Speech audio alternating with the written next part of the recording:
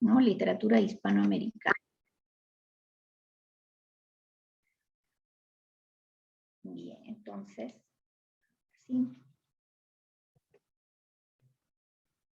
Cuando usamos este término hispanoamericano, ¿no? Nos referimos a la literatura hispanohablante, es decir, aquellos que pertenecen a la lengua hispana, todos aquellos que hablan español y que a la vez pertenecen al continente americano. Entonces nosotros somos hispanoamericanos, Ecuador, Colombia, Bolivia, Chile, ¿no?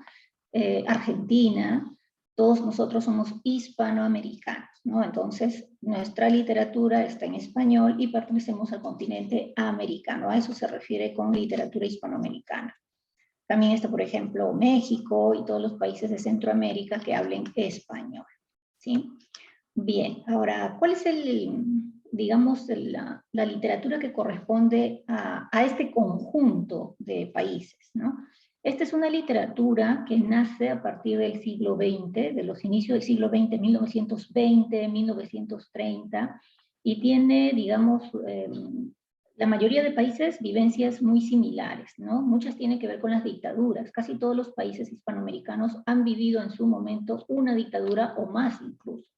Todos los países hispanoamericanos también han vivido crisis económicas, por eso es que a nosotros somos llamados países en vías de desarrollo, ¿no? Y bueno, esto creo que nosotros lo sabemos más que otros países, los famosos vaivenes políticos, ¿no? Las situaciones de crisis, digamos, la típica lucha entre derechistas e izquierdistas es una constante en Hispanoamérica. Ahora, bajo este contexto, que ustedes ven que en realidad es muy palpable para nosotros, en ese contexto es que nace la literatura hispanoamericana. De alguna manera ya hemos visto parte de esta literatura hispanoamericana al hablar de nuestra propia literatura, así que va a ser fácil reconocerla, ¿no? En la literatura hispanoamericana, por ejemplo, se habla del tema del indio, solo que nosotros no lo hemos visto así como literatura hispanoamericana, sino como indigenismo. En otros países, por ejemplo en Venezuela, no es conocido como indigenismo, pero sí como regionalismo, pero se refiere a lo mismo, es el mismo tipo de movimiento literario, ¿no? En algunos lugares incluso se les llama criollismo. ¿Sí? Bien, ¿qué más? Esta literatura hispanoamericana va a pasar por una serie de etapas. Nosotros hoy nos vamos a encargar de la última etapa, pero igual vamos a ir conociendo para que más o menos tengas noción. Por ejemplo, aquí, la etapa emergente. Es esa que corresponde a la narrativa de la tierra. 1920, 1930, el problema del indio, el latifundismo, el abuso hacia el indígena, que nosotros lo hemos visto en el movimiento llamado indigenismo, a eso se refiere la etapa emergente de la literatura hispanoamericana. Y aquí te puedes dar cuenta, voy a cerrar por acá, con los representantes. Mira, aquí está Ciro Alegría, con El mundo es ancho y ajeno, ¿no? Representante del Perú. Jorge Icaza, él es ecuatoriano, su obra Huasipungo. Rómulo Gallegos, que es venezolano, y su obra Doña Bárbara. Doña Bárbara es una obra donde se habla de una mujer con este nombre y que es pues muy poderosa, dueña de muchas tierras y comete muchos abusos, pero que al final de la historia ella se arrepiente, ¿no? Sin embargo, el tema está muy basado en la lucha por las tierras. Luego viene la etapa de consolidación, que es la etapa de 1950, 1940, 1950, ¿no? Esa etapa de consolidación es aquella en la que la mayoría de escritores ya tienen una preocupación muy propia por la realidad exclusivamente latinoamericana, que vienen a ser, por ejemplo, las dictaduras, ¿no? La época de las dictaduras, digamos, los golpes de Estado, por eso es que allí está presente Miguel Ángel Asturias, de los representantes con esta obra, El señor presidente, que es una alusión a la dictadura guatemalteca. La dictadura de Manuel Estrada Cabrera está representada en esta obra El señor presidente, donde se relatan también una serie de abusos por parte del presidente contra su propia población. Y esta última etapa es la que vamos a ver hoy en esta clase, que es la época del apogeo. Esta época de apogeo también va a ser llamada boom hispanoamericano, ¿sí? Ahora vamos a ver por qué. Mientras tanto, conociendo aquí a los representantes, tenemos a Julio Cortázar con su obra Rayuela, Mario Vargas Llosa, representante peruano, una de sus obras, porque tiene tantas, ¿no? Una representativa es La Casa Verde, y Gabriel García Márquez, de quien vamos a hablar el día de hoy con su obra 100 años de soledad.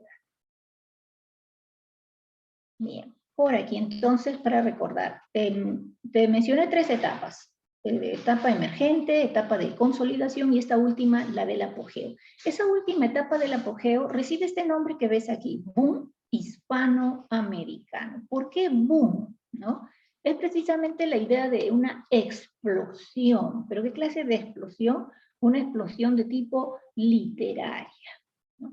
Esta es la época que comienza en las décadas de 1960 y adelante, y se agrupa a una serie de escritores que se hacen muy famosos, muy conocidos, debido a que, como en las dictaduras, no hay libertad de expresión, toda libertad de expresión va a ser reprimida por el régimen dictatorial, entonces la gente comienza a buscar otras formas de informarse.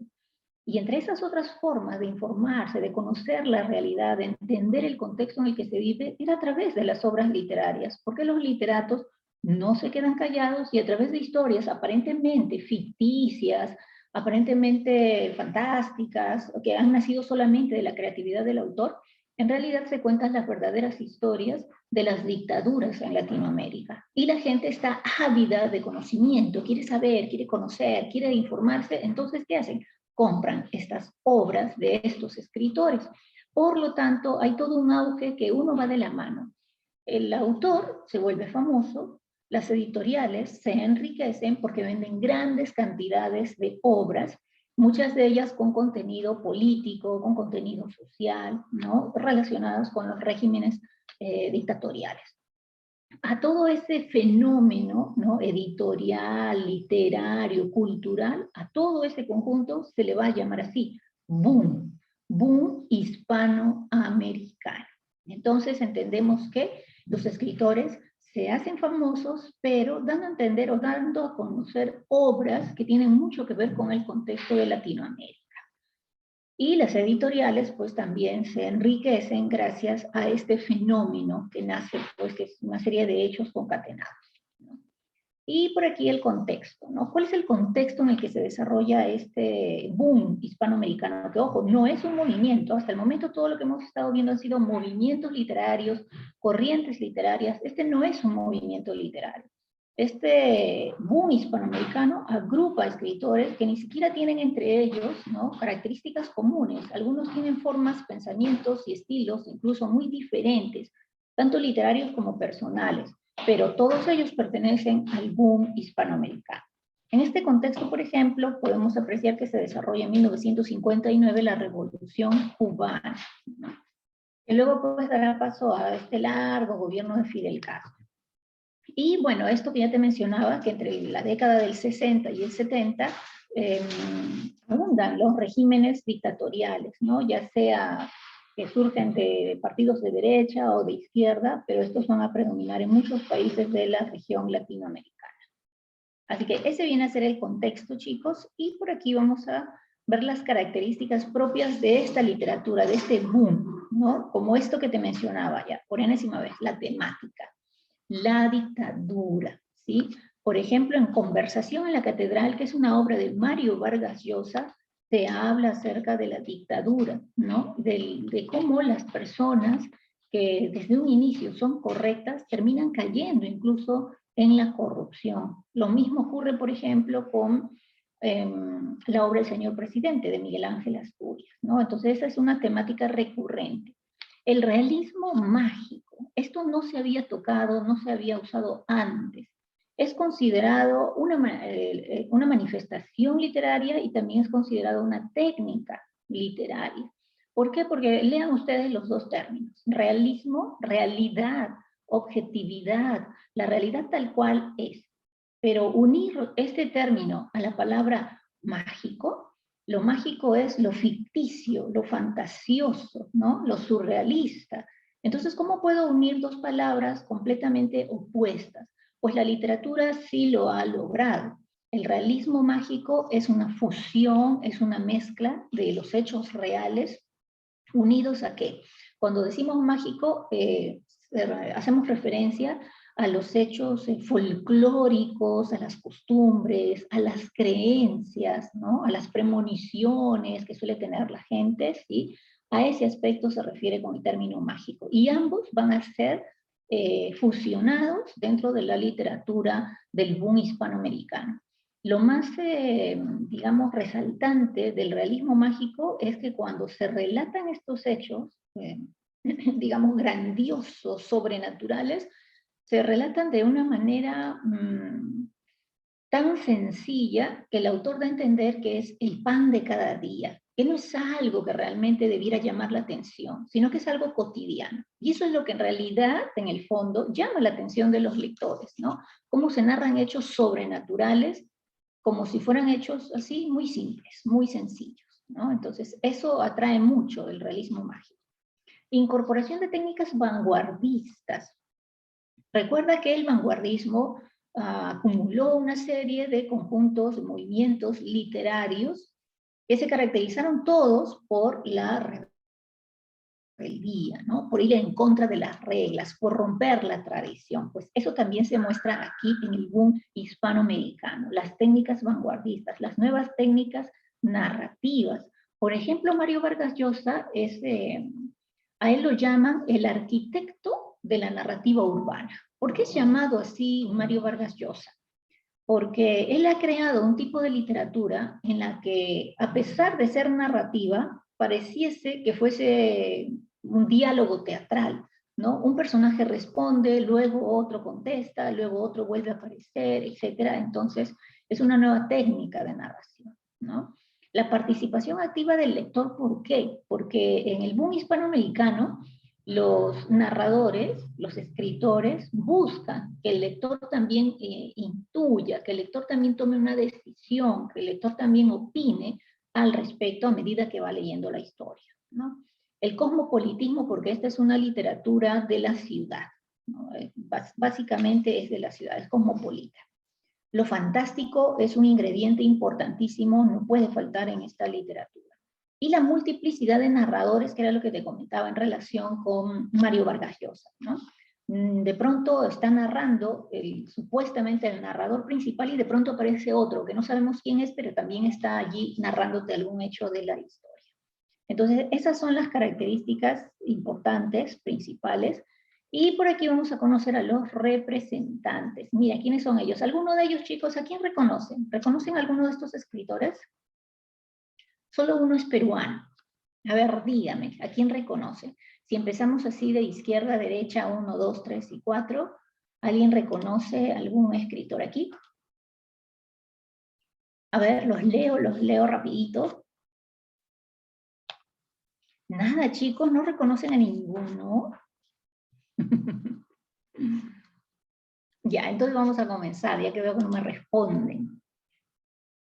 Y ahora los vas a conocer entonces. Este señor barbón viene a ser Julio Cortázar, ¿no? Algunos dicen Julio Cortázar, no se ponen de acuerdo en si el apellido es agudo o grave, ¿no? Julio Cortázar, o Julio Cortázar. Él es autor de la obra Rayuela. Rayuela es una novela muy extensa que tiene dos formas de ser leídas, tiene dos maneras de ser leídas, ¿no? Así que esa es la novedad, por ejemplo, narrativa de Julio Cortázar. Aquí tenemos a Gabriel García Márquez, de él vamos a hablar hoy, así que no voy a dar muchos detalles más. Carlos Fuentes, mexicano, también representante del boom hispanoamericano, y él es quien representa a nuestro país, Mario Vargas Llosa. ¿Sí? A Marcia me había llegado a escribir, el Guerrero también, creo que llegaron un poquito sin retraso los mensajes, pero bien, ya, está perfecto, chicos, ahí están. Son los 4 más importantes representantes del boom latinoamericano, ¿no? Y por aquí también los tenemos a modo de caricatura. Así que ahí están, ¿no? Vargas Llosa, Márquez, Cortázar y Carlos Fuentes. Bien.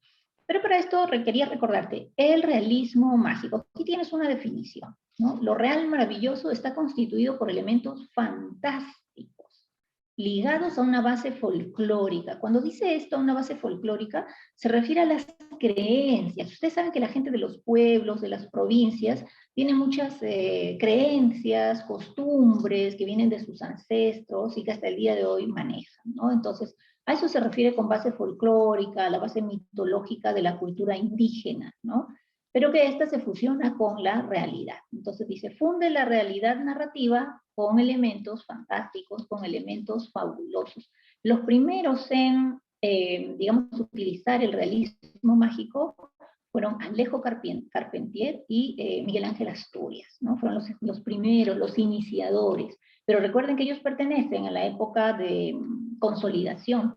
Sin embargo, es en la época de apogeo, sobre todo con Gabriel García Márquez, que este realismo mágico llega así a su máximo desarrollo, a su máximo esplendor. Gabriel García Márquez, miren, mi tocayo de nombre más conocido como Gabo, ¿no? Ahí lo tienen, siempre vestía de blanco, le gustaba vestir de blanco a Gabriel García Márquez. Él es escritor colombiano, nació en un pueblito de Colombia, parece un trabalenguas, ¿no? Aracataca, así se llama, Aracataca, en Colombia en el año 1927. Algo que no debes olvidar, esto es cultura general, todos deben saberlo, él es ganador del premio Nobel en 1982. ¿Sí? Ahora, él estudia Derecho en una universidad colombiana, pero no le gustaba ejercer esta carrera. Él comenta, por ejemplo, que si estudió Derecho fue por obligación de los padres, que los padres creían que era lo mejor que podía estudiar, pero cuando termina estos estudios, él decide dedicarse al periodismo. En un inicio, por favores de sus amigos que lo llamaban,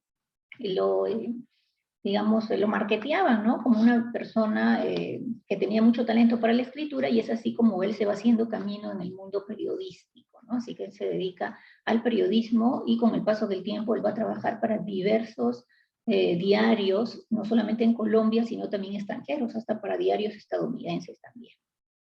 Ahora, algo que marcó mucho, digamos, la vida política de García Márquez, aunque él no se dedicó a la política, él va a apoyar mucho todo tipo de regímenes de izquierda. Él, por ejemplo, fue un seguidor, fue amigo de Fidel Castro, que es un representante de la izquierda, ¿no? Y él fallece en México en el año 2014 debido a un cáncer. Pero para esto, miren la diferencia, ¿no? 1927-2014, ver los reyes de la matemática, ya me pueden ir diciendo a qué edad se fue de este mundo el valiosísimo Gabriel García Márquez. Vamos a ir conociendo acerca también de sus obras. Márquez tiene una gran, pero una gran creatividad. Parte de su biografía cuenta que cuando él era pequeño, los padres tenían que irse a trabajar y él quedaba al cuidado de los abuelos. Pero como era un niño súper inquieto, siempre haciendo travesuras, los abuelos ya no sabían cómo controlarlo, cómo manejar a este niño. Y se dieron cuenta de que cuando le contaban cuentos, Gabrielito se quedaba tranquilito. Eso sí lo fascinaba, los cuentos, las historias. Entonces los abuelos se dedicaban bastante tiempo en contarle historias. Muchas de esas historias que los abuelos le contaban estaban relacionadas con las costumbres de sus pueblos, con sus ancestros, ¿no? Con, digamos, creencias familiares que van a quedar marcadas, digamos, ¿no? En la mente de Gabriel García Márquez y que le va a ayudar a él, ¿no? Le va a servir, digamos, de insumo para que más adelante él pueda crear sus historias. Muy bien, Marcia, la reina de la matemática, me ha dicho que él falleció a los 87 años y yo le creo porque no tengo tiempo ahorita de sumar o de restar. Bien, bastante mayorcito, ¿no? Pero igual pues fue una pena su muerte, porque es muy, muy talentoso, ¿no? En el campo literario. Él es uno de los escritores que a mí más me gusta, Gabriel García Márquez. Veamos en cuanto a sus obras, aquí con algunas pequeñas referencias, porque no nos podemos tomar mucho tiempo para ello, con algunas referencias te vas a dar cuenta de a qué nos referimos con el realismo mágico, ¿no? Ahí está el grandioso Gabriel García Márquez. Así que veamos algunas de sus obras. Esta es la primera novela de Gabriel García Márquez titulada La hojarasca. Esto es uno de sus clásicos. Algunos críticos literarios han considerado que las obras más valiosas de Gabriel García Márquez, las mejores son dos. No solo 100 años de soledad, que esta es famosísima a nivel mundial, sino también El amor en los tiempos del cólera, ¿no? Esta obra fue creada por García Márquez después de una epidemia de cólera que azotó pues a toda Latinoamérica, ¿no? El cólera también llegó al Perú. Por ejemplo, cuando el cólera llega a nuestro país, en nuestro país se pensaba que la culpa la tenían los cevicheros, porque esta es una enfermedad diarreica aguda, ¿no? Creada por una bacteria llamada precisamente cólera, la bacteria, ¿no? Claro, es en términos generales porque tiene su nombre científico. Y trajo muchas muertes, la gente no sabía a qué se debía, entonces de pronto no, fue porque se murió, comió el ceviche, los cevicheros, los carretilleros, pobrecitos, ellos fueron los crucificados en aquella época, cuando en realidad pues era falta de higiene en todo ámbito, ¿no? Podía ser en tu casa, si igual no tienes higiene para preparar tus alimentos, también te podía dar cólera, ¿no? Entonces, ambientada en esa idea de esta epidemia de cólera, es que él crea una historia de amor, ¿no? Por eso se llama así, el amor en los tiempos del cólera. Y cuenta pues la historia de dos jovencitos que se enamoran, pero se enamoran a través de cartas, ¿no? Él un día la ve pasar, ella era escolar, él ya no, y la ve pasar y se enamora de ella y empieza, es muy romántico y empieza a escribir cartas y cartas y cartas y muchas cartas y solo con cartas él va a enamorar a esta joven llamada Fermina. Y Fermina está realmente muy enamorada. El padre se entera de esta situación y piensa que el joven es un pobre diablo y no quiere eso para su hija, así que se la lleva de viaje y cuando regresa cree que ya todo ha pasado, pero en realidad no es así. Y la hija ha decidido incluso casarse, Fermina quiere casarse, pero la primera vez que ellos se ven así muy cerca, cara a cara, frente a frente, porque como les digo, toda su comunicación amorosa ha sido solo a través de cartas, ella se desencanta, lo ve mal, como que cree que ha idealizado a este joven y que no vale la pena y decide terminar con este hombre, ¿no? El tiempo pasa, ella se casa con un médico muy rico, pero este joven, que se llama Florentino, nunca va a dejar de amarla, nunca la va a olvidar, siempre, siempre, siempre va a estar al acecho. El tiempo pasa, ya ambos son ancianos, ella queda viuda y con dos hijos ya adultos, ¿no? Que ya han hecho su vida también ellos. Y es ahí cuando Florentino regresa, ¿no? Él se ha hecho la promesa de mantenerse firme en sus sentimientos hacia Fermina. Y él va a volver por ella y va a iniciar así, siendo ya dos viejitos, es la parte más graciosa de la historia, que siendo ya dos viejitos, él va a conseguir nuevamente conquistarla, enamorarla, y ellos finalmente acaban juntos, ¿no? Para esto, Florentino, que era pobre en realidad, se ha hecho dueño de toda una compañía, una flota de barcos, ahora tiene dinero, ¿no? Tiene posición social, y eso también le permite acercarse más a Fermina, que habiéndose casado con un médico rico, ella también pues había logrado cierta posición, ¿no? Y la historia culmina de esa forma, ¿no? Ellos viajando eternamente en un crucero, ¿no? Pero juntos, al fin y al cabo, después de más de 51 años de espera por parte de Florentino. Así que muy, muy romántica la historia. Crónica de una muerte anunciada.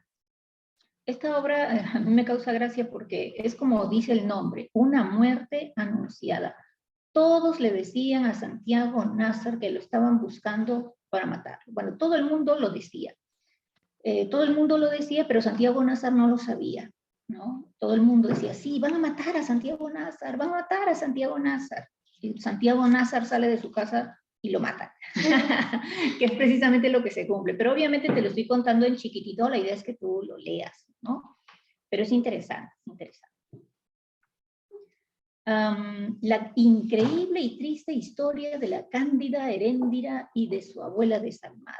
Este es el título más largo de todas las obras que ha creado Gabriel García Márquez, ¿no?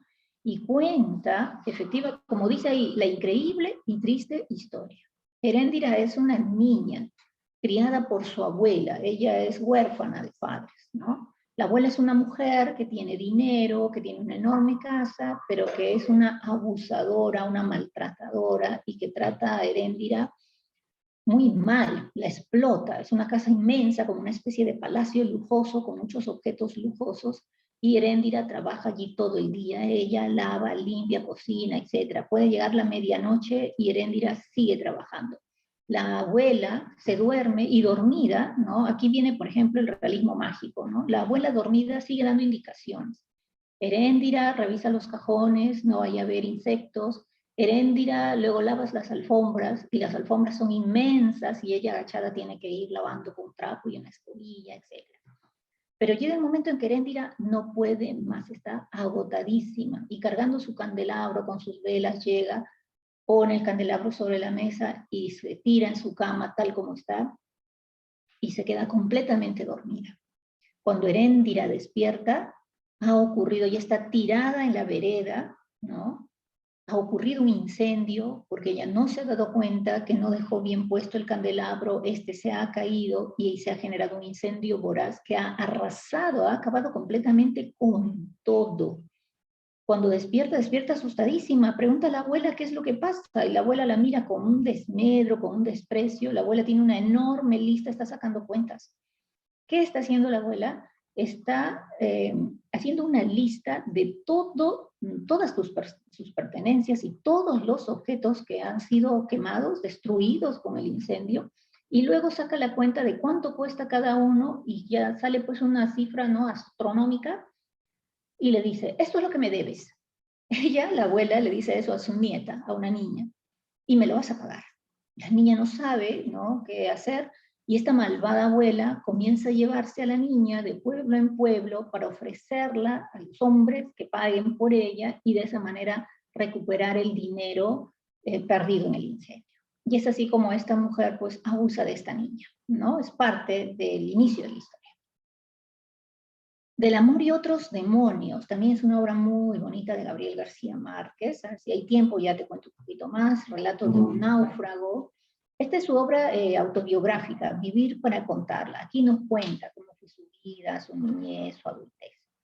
Esta, que vamos a hablar de ella ahora, 100 años de soledad, y por aquí El general en su laberinto, que trata acerca de Simón Bolívar, ¿no? Pero es fantástica, no es en realidad la vida de Simón Bolívar, no, sino con este personaje real que es Bolívar, él agrega hechos fantásticos. Así que son algunas, nada más, porque en realidad el repertorio literario de Gabriel García Márquez es abundante, ¿no? Muy abundante.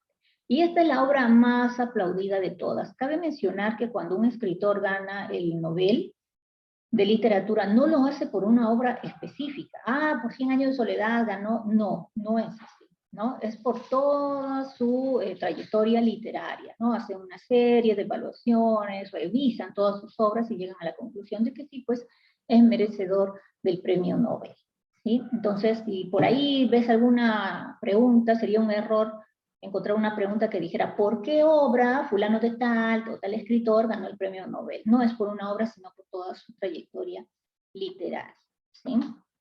Bien, el tema. Esta es una obra muy compleja, chicos. ¿Ustedes han oído hablar ya antes de esta obra, 100 años de soledad? A ver, antes de que comenzar, más o menos para saber cómo abordar, dependiendo de sus respuestas, chicos. ¿Alguno de ustedes sabe de qué trata la obra? Sería mucho preguntar, porque todavía estoy para segundo año, ¿no? Es todavía un poquito complejo, pero más o menos alguien tiene una idea de qué trata esta obra, 100 años de soledad. Así sea o no, quiero la respuesta, chicos, para tener la certeza.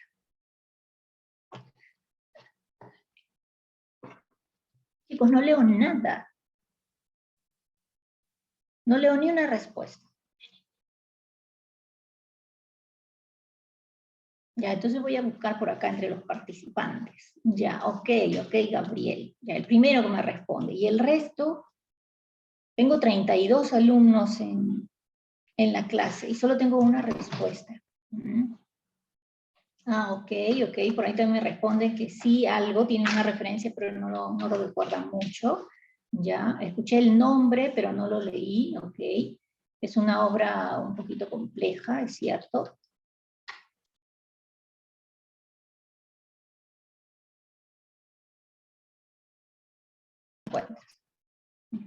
Ya.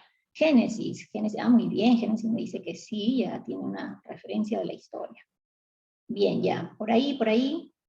Ajá, sí, muy bien, Marcia, sí, pero esto que me acabas de escribir no lo voy a mencionar porque es lo último de la historia, no puedo ir hasta el final.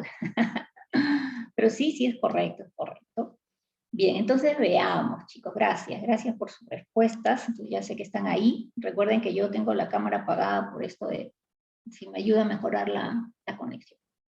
Dice, 100 años de soledad es la saga de la familia Buendía, la saga, o sea, es toda una larga historia de la familia Buendía, pero también es la radiografía de una sociedad, es cierto. Aquí el autor ha creado, ha imaginado, porque en realidad no existe, un pueblo llamado Macondo.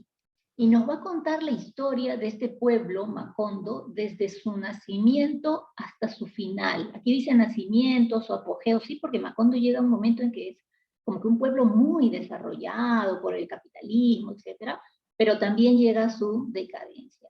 Y en esto del nacimiento de este pueblo hasta el final de este lugar, está la historia de la familia Buendía, ¿no? Padres, hijos, nietos, bisnietos, por eso se dice que es una saga, ¿ok? El género, sabes que es una novela, por lo tanto el género es narrativo, la especie es una novela del realismo mágico, y la estructura está dividida en 20 capítulos, pero ojo, si tú tienes el libro y revisas, no vas a encontrar capítulo 1, capítulo 2, no. O sea, termina una parte, hay un espacio en blanco, una hoja en blanco, y luego continúa la segunda parte, entonces se asume que esos son los capítulos de la historia. Y emplea el tiempo circular. Esta es una característica muy propia de Gabriel García Márquez, el uso del tiempo circular, ¿no? Ahora que con este árbol genealógico de la familia Buendía, imagínate, mira aquí, vamos a hacer una referencia rapidito, no te puedo contar la historia, es muy difícil en realidad contar una historia de principio a fin, porque aquí el autor va dando vueltas, da saltos al pasado, luego regresa, luego nuevamente retrocede, ¿no? Entonces no es muy fácil, pero te voy a dar la idea y lo ideal sería pues que la leas, ¿no? Y ojo, con mucha paciencia. Uh-huh. Así es, Becerra, es cierto. Vamos a ver.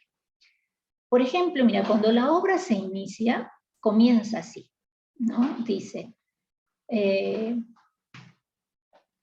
muchos años, ¿no? Después, Aureliano, el coronel Aureliano Buendía, recordaría cuando su padre lo llevó a conocer el hielo.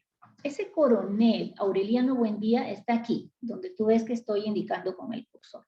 Él es el coronel Aureliano Buendía. Pero mira, él es el hijo de una pareja. Y tú hasta el momento dirías, bueno, pero yo no sé qué ocurrió con esta pareja y cómo así, qué pasó, etcétera, ¿no? Entonces, a eso me refiero que el autor va dando saltos. Él comienza con un hecho del pasado y luego va a empezar a volver. Aquí nos cuentan la historia de José Arcadio Buendía y Úrsula Iguarán. Todo lo que tú ves de rojo, los cuadritos de rojo, son los personajes de la familia Buendía. Y los de azul son elementos externos, ¿no? Personajes que se unen a esta familia. ¿Ok? Bien, entonces veamos. José Arcadio, gracias, hija. José Arcadio Buendía y Úrsula Iguarán son primos. Y siendo primos, ellos se han enamorado. Pero la familia se opone a este amor porque ellos tienen una creencia.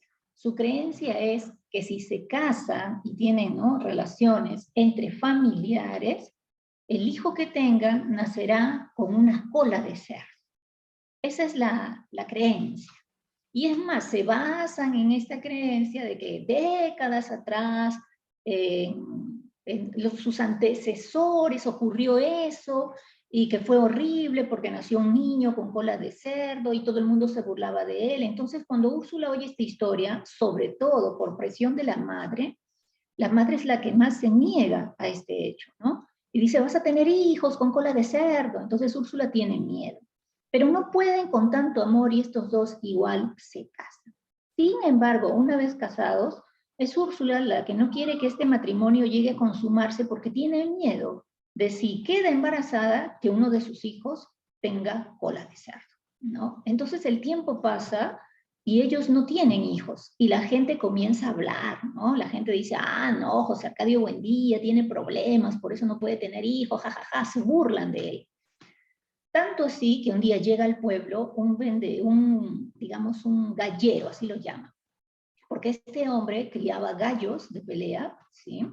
Se llama Prudencio Aguilar. Él tenía gallos de pelea, iba de pueblo en pueblo y hacía pelear a sus gallos con otros y siempre ganaba la apuesta. Pues resulta que José Arcadio Buendía también tenía sus gallos de pelea. Así que ellos concertan pues una pelea entre sus gallos. Y gana, en esta batalla de gallos, gana el gallito que tenía José Arcadio. Y esto le causa un enojo tal a Prudencio, que nunca había perdido una pelea de gallos, que le dice pues a José Arcadio, bueno, como tú no puedes tener hijos con tu mujer, entonces que te ayude tu gallo, ¿no? Qué vergüenza, no es una burla, la gente se empezó a reír y José Arcadio estaba enojado. Y entonces le dijo a Prudencio Aguilar, ve a esconderte, porque regresaré para matarte. Y se fue furioso, llegó a su casa, encontró una lanza, regresó. Y Prudencio, que no quería dar muestras de miedo, ¿no? De temor, ahí se quedó. Llegó José Arcadio y invocó como Aquiles en la guerra de Troya, cogió su lanza, se la arrojó a Prudencio Aguilar y ésta le traspasó la garganta. Prudencio Aguilar murió en el acto. Luego José Arcadio retiró su lanza y se fue a su casa. Y ese día fue la primera noche que pudo pasar junto a su esposa, ¿no? Y todavía no amenaza, porque la esposa pues le decía, no, Prudencio, podemos tener un hijo con cola de cerdo, y José Arcadio. Y José Arcadio decía, no me importa, así tengamos sapos, ranas o chanchos, no me interesa porque yo no volveré a matar a otro hombre por tu culpa. Así que a partir de allí recién comienza la generación de estos dos, José Arcadio Buendía y Úrsula Iguarán. Ellos van a tener, como ves aquí en este cuadro, 3 hijos. A José Arcadio, el hijo mayor, cuando este nace, Úrsula está muerta de miedo. Nace el bebé y ella empieza a buscar. No había cola de cerdo, no se había cumplido esta historia, esta creencia. Luego queda embarazada y aparece el segundo bebé, igual, nuevamente con el temor, ¿no? De la cola de cerdo, tampoco. Nace Aureliano y tampoco tiene Yapita. Y luego nace una niña, la tercera hija de este matrimonio va a ser Amaranta, que igual nace sin cola de cerdo, sin ninguna deformidad o agregado adicional a su anatomía normal. Por lo tanto, ahí están los 3 hijos, ¿no? Pero ellos, miren, no podían vivir en paz, antes de que los niños nacieran, ellos no podían vivir en paz porque aparecía el alma de Prudencio Aguilar. Su fantasma aparecía. En las noches Úrsula se despertaba y lo encontraba ahí, sentadito en el patio. Y a Úrsula le daba una pena inmensa ver su fantasma, que Úrsula le ponía un lavatorio, una tina para que Prudencio lavara el trapito con el cual se tapaba el hueco que había quedado en su garganta, ¿no? Y le contaba a José Arcadio, Buendía, a su esposo. Y el esposo le decía, ah, mujer, te estás volviendo loca. Tantas veces ella le decía, Prudencio está en la sala, Prudencio está en la cocina, Prudencio está en el comedor. José Arcadio un día enojado se levanta, coge su lanza y dice, si no lo maté bien, ahora sí lo mato de verdad. Y va a buscarlo, pero cuando lo ve, la apariencia que daba Prudencio Aguilar era de tanta tristeza que José Arcadio le dijo, está bien, me iré de aquí y te dejaré en paz. Y es por eso que José Arcadio y Úrsula deciden irse, ¿no? Y llegan así a establecer y a fundar un pueblo llamado Mapón. Y en ese camino, en ese viaje, es que nace José Arcadio, nace Aureliano, y ya establecidos nace Amara. Pero un día toca la puerta, una niñita toca la puerta de la casa de Úrsula, y es una niñita llamada, sí, acá está su nombre, y está, es Rebeca. Ella viene con un papelito en la mano y le dice, ¿no? O sea, ni siquiera dice nada, solamente le da el papel a Úrsula, Úrsula recibe, lo lee, y el papel dice, esta niña lleva tu sangre, es tu familiar, ¿no? Acéptala.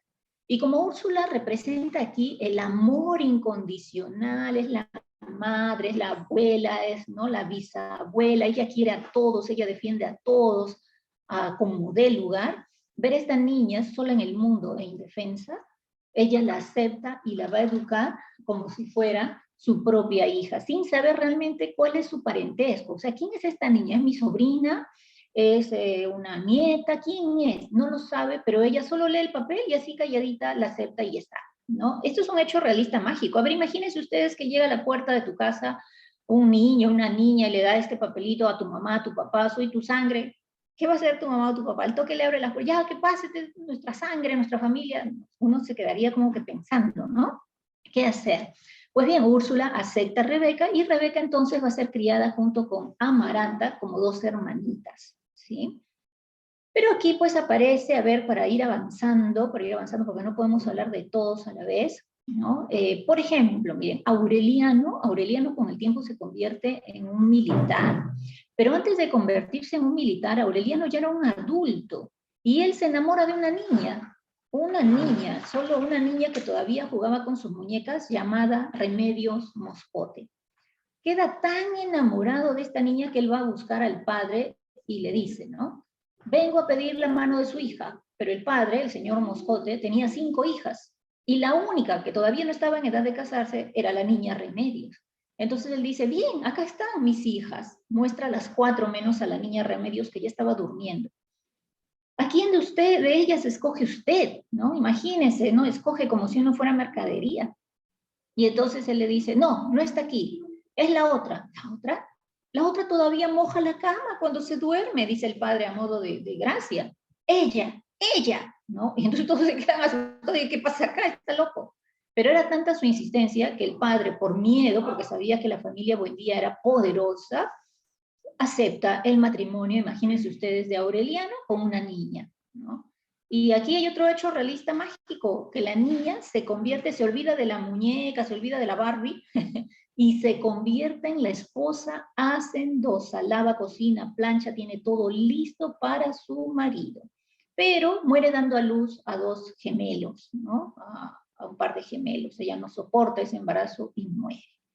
Así que esa es la historia de Remedios. Pero Aureliano se convierte en un militar y comienza a realizar una serie de sublevaciones en diferentes pueblos. Muchas madres dicen, ay, yo quiero que mi hija tenga un hijo de un militar. Así que las propias madres llevaban y ofrecían a sus hijas al coronel Aureliano. Pueblo al que iba, Aureliano iba dejando un hijo, un hijo, un hijo. Y es así como Aureliano, así como ves acá, Aureliano llegó a tener 17 mujeres y 17 hijos, un hijo en cada una de ellas. Y a todos los hijos los llamaron Aureliano. Pero Aureliano y algo más, por ejemplo, Aureliano Triste, Aureliano Amador, Aureliano Centeno, Aureliano Serrador, Aureliano Arcayo, y así, como dice acá, y 12 más, ¿no? Y lo fantástico es que los 17 hijos murieron el mismo día. ¿Por qué? Porque un día Aureliano, cuando ya era mayor y ya había dejado las revueltas, ya había dejado el mundo militar, un día pasa mucha gente haciendo bulla, ¿no? Con una banda por la calle, y Aureliano no lo soportaba y sale por la calle y dice, ya, largo, váyanse todos de aquí, o vuelvo a armar mi ejército, los mato a todos, ¿no? Así todo loco. La gente se va corriendo y comienzan a exagerar respecto de esta amenaza de Aureliano, porque él dice, armo mi ejército y acabo con todos.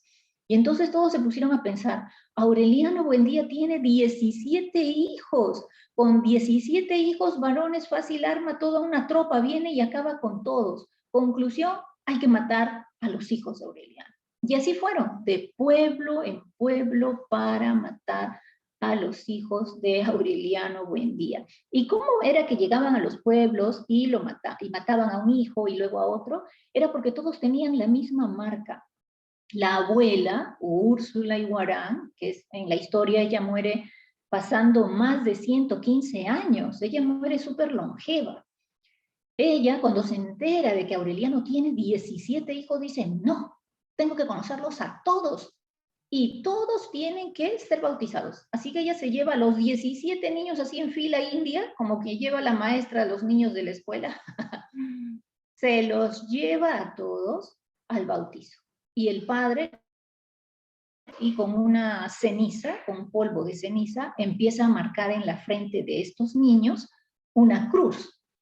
Y a diferencia de los bautizos comunes, que bueno, te bautizan, luego llegas a tu casa, te lavas la cara y ya no tienes ninguna marca, en ellos nunca desaparecieron esas marcas. Y era por eso muy fácil encontrarlos, y es así como acabaron con los 17 niños, ¿no? Entonces, así más o menos es para que te vayas dando cuenta de los hechos, digamos, asombrosos, ¿no? De la historia. Por ejemplo, Remedios, o perdón, por acá, sí, Remedios, esta otra Remedios, era conocida como Remedios la Bella.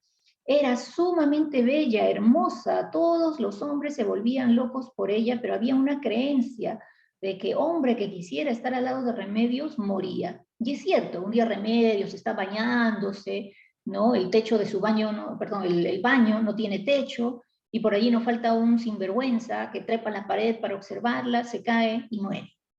Después un hombre también dice, solamente con rozar su ropa yo seré feliz, y lo hace. Pasa por ahí cerca, roza la manga del camisón de Remedios y se muere. Y entonces ya comienza la creencia de que todo aquel que quiere estar con Remedios morirá. Pero Remedios era sumamente inocente. Ella quería salir desnuda por la calle, y no pues con malicia, sino porque ella decía, si así hemos venido al mundo, así debemos caminar. Pero la abuela era la que le ponía una bata, decía, no, ¿cómo vas a hacer eso?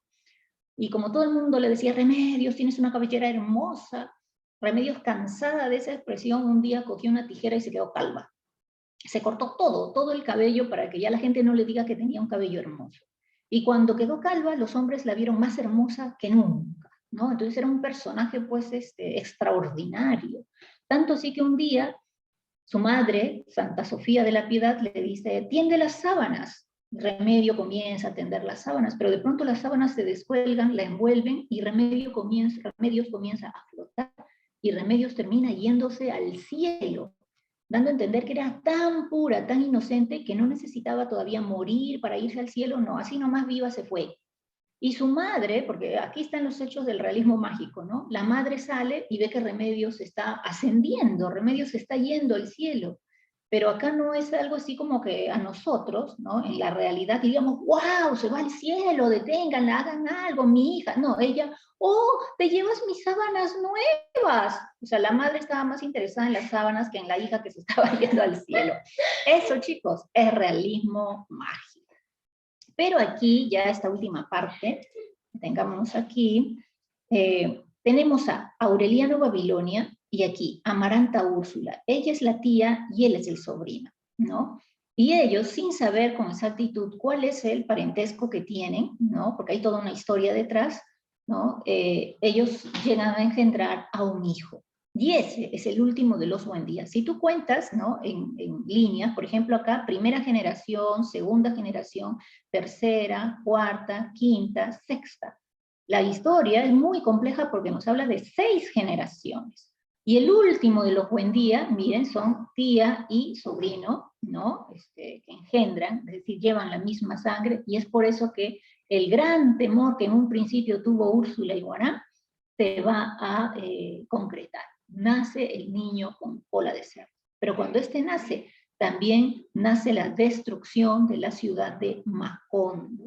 Es como que viene una especie de tormenta, de tornado que lo destruye todo. La madre cuando da a luz, Amaranta Úrsula, cuando ella da a luz, tiene una hemorragia que se desangra al punto que es como una marea, un huaico dentro de la casa, que explota y todo sigue saliendo y todo se destruye.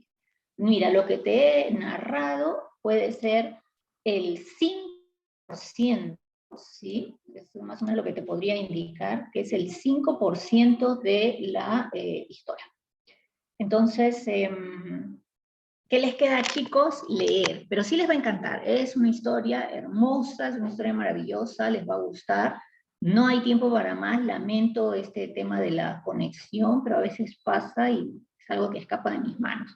Pueden ingresar, chicos, igual voy a extender el tiempo, ¿no? Se supone que acaba a las 10:20, bueno, pondré 10:30 en todo caso, ¿no? Ingresen a intranet para que puedan resolver su temático, que con lo que les he mencionado creo que sí está en el temático